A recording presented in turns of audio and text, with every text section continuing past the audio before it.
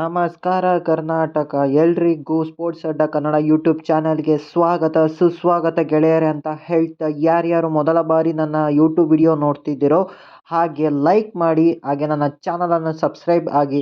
ಆಗ ನಾನು ಹಾಕೋ ಎಲ್ಲ ವಿಡಿಯೋಗಳು ನಿಮಗೆ ಪಟ್ ಅಂತ ನೋಟಿಫಿಕೇಶನ್ ಬರ್ತಾ ಹೋಗುತ್ತೆ. ಹಾಗೆ ಟೆಲಿಗ್ರಾಮ್ ಹಾಗೂ ಇನ್ಸ್ಟಾಗ್ರಾಮಲ್ಲಿ ಫಾಲೋ ಮಾಡೋದನ್ನು ಮಾತ್ರ ಮರಿಬೇಡಿ ಅಂತ ಹೇಳ್ತಾ ಈ ವಿಡಿಯೋನ ಸ್ಟಾರ್ಟ್ ಮಾಡ್ತಾ ಇದ್ದೀನಿ ಗೆಳೆಯರೇ.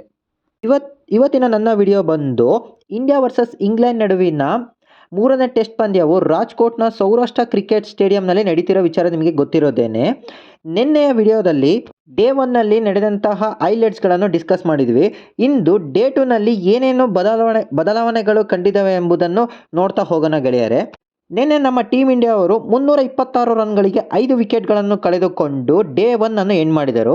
ಆದರೆ ಇಂದು ಡೇ 2ನ ಮೊದಲ ಸೆಷನನ್ನು ಆರಂಭಿಸಿದ್ದ ನಮ್ಮ ಟೀಮ್ ಇಂಡಿಯಾದವರಿಗೆ ದೊಡ್ಡ ಆಘಾತವನ್ನೇ ಅನುಭವಿಸಿದರು ಗೆಳೆಯರು. ನಮ್ಮ ಲೆಫ್ಟ್ ಹ್ಯಾಂಡರ್ ಆದಂತಹ ರವೀಂದ್ರ ಜಡೇಜಾ ಅವರು ನಮ್ಮ ಜೋ ರೂಟ್ ಅವರ ಸ್ಪಿನ್ ಮಾಂತ್ರಿಕ ಬೌಲಿಂಗ್ಗೆ ಅವರಿಗೆ ಕಾಟನ್ ಬೋಲ್ಡ್ ಆಗಿ ತಮ್ಮ ವಿಕೆಟನ್ನು ಒಪ್ಪಿಸಿದರು.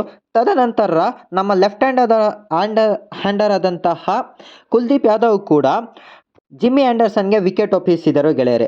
ತದನಂತರ ಜೊತೆಯಾದಂತಹ ವಿಕೆಟ್ ಕೀಪರ್ ಜ್ಯುರೆಲ್ ಹಾಗೂ ಅಶ್ವಿನ್ ಅವರು ಸ್ಫೋಟಕ ಬ್ಯಾಟಿಂಗನ್ನೇ ಆರಂಭಿಸಿದರು ಗೆಳೆಯರೆ. ಇವರಿಬ್ಬರ ಜೋಡಿಯು ಶತಕದ ಜೊತೆಯಾಟವಾಡಿದರು ಗೆಳೆಯರೆ. ಇದರಲ್ಲಿ ಜ್ಯುರೆಲ್ ಅವರು 104 ಬಾಲ್ಗಳಲ್ಲಿ 46 ರನ್ಗಳನ್ನು ಸಿಡಿಸಿದರು. ಅದರಲ್ಲಿ 2 4ಗಳು ಹಾಗೂ 3 ಸಿಕ್ಸರ್ಗಳನ್ನು ಸಿಡಿಸಿದರು. ಅದರ ಜೊತೆಗೆ ನಮ್ಮ ಅಶ್ವಿನ್ ಅವರು 89 ಬಾಲ್ಗಳಲ್ಲಿ 37 ರನ್ಗಳನ್ನು ಸಿಡಿಸಿದರು. ಅದರಲ್ಲಿ 6 4ಗಳನ್ನು ಹೊಡೆದರು ಗೆಳೆಯರೆ. ಆದರೆ ನಮ್ಮ ಜ್ಯುರೆಲ್ ಅವರು ರೆಹಮಾನ್ ಅಹ್ಮದ್ಗೆ ವಿಕೆಟನ್ನು ಒಪ್ಪಿಸಿದರು. ಹಾಗೆ ಅಶ್ವಿನ್ ಕೂಡ ರೆಹಮಾನ್ ಅಹ್ಮದ್ಗೆ ವಿಕೆಟನ್ನು ಕೈ ಚೆಲ್ಲಿದರು ಗೆಳೆಯರೆ. ತದನಂತರ ಬಂದಂತಹ ನಮ್ಮ ಜಸ್ಪ್ರೀತ್ ಬೂಮ್ರಾ ಹಾಗೂ ಮೊಹಮ್ಮದ್ ಸಿರಾಜ್ ಅವರು ಅಲ್ಪ ಕೊಡುಗೆಯನ್ನು ನೀಡಿದರು ಗೆಳೆಯರೆ. ಅದರಲ್ಲಿ ನಮ್ಮ ಜಸ್ಪ್ರೀತ್ ಬೂಮ್ರಾ ಅವರು 28 ಬಾಲ್ಗಳಲ್ಲಿ 26 ರನ್ಗಳನ್ನು ಸಿಡಿಸಿದರು. ಅದರಲ್ಲಿ 3 4ಗಳು ಹಾಗೂ 1 ಸಿಕ್ಸರ್ಗಳು ಸೇರಿತ್ತು. ಆದರೆ ನಮ್ಮ ಮಾರ್ಕ್ ವುಡ್ ಬೌಲಿಂಗಿಗೆ ನಮ್ಮ ಜಸ್ಪ್ರೀತ್ ಬೂಮ್ರಾ ಅವರು LB ಆದ ಕಾರಣದಿಂದಾಗಿ ನಮ್ಮ ಟೀಮ್ ಇಂಡಿಯಾದವರು 445 ರನ್ಗಳಿಗೆ ತನ್ನ ಎಲ್ಲ ವಿಕೆಟ್ಗಳನ್ನು ಕೈ ಚೆಲ್ಲಿದರು ಗೆಳೆಯರೆ. 3ನೇ ಸೆಷನಲ್ಲಿ ಆರಂಭಿಸಿದಂತಹ ನಮ್ಮ ಇಂಗ್ಲೆಂಡ್ ಟೀಮ್ ಅವರು ಓಪನರ್ ಆದಂತಹ ಕಾರ್ಲೆ ಹಾಗೂ ಡಕ್ಲೆಟ್ ಅವರು ಸ್ಫೋಟಕ ಇನ್ನಿಂಗ್ಸನ್ನೇ ಆರಂಭಿಸಿದರು ಗೆಳೆಯರೆ. ಡಕ್ಲೆಟ್ ಅವರು 42 ಬಾಲ್ಗಳಲ್ಲಿ 55 ರನ್ಗಳನ್ನು ಸಿಡಿಸಿದರು. ಇದರಲ್ಲಿ 12 4ಗಳನ್ನು ಸಿಡಿಸಿದ್ದಾರೆ. ಹಾಗೆ ಕಾರ್ಲೆ ಅವರು 24 ಬಾಲ್ಗಳಲ್ಲಿ 11 ರನ್ಗಳನ್ನು ಗಳಿಸಿದ್ದಾರೆ. ಅದರಲ್ಲಿ 1 4 ಇನ್ಕ್ಲೂಡ್ ಆಗಿದ್ದೆ.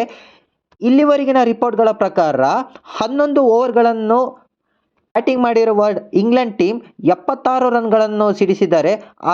ಆದರೆ 1 ವಿಕೆಟ್ಗಳನ್ನು ಕಳೆದುಕೊಳ್ಳದೆ ಸ್ಫೋಟಕ ಇನ್ನಿಂಗ್ಸನ್ನೇ ಆರಂಭಿಸಿದ್ದಾರೆ ಗೆಳೆಯರೆ.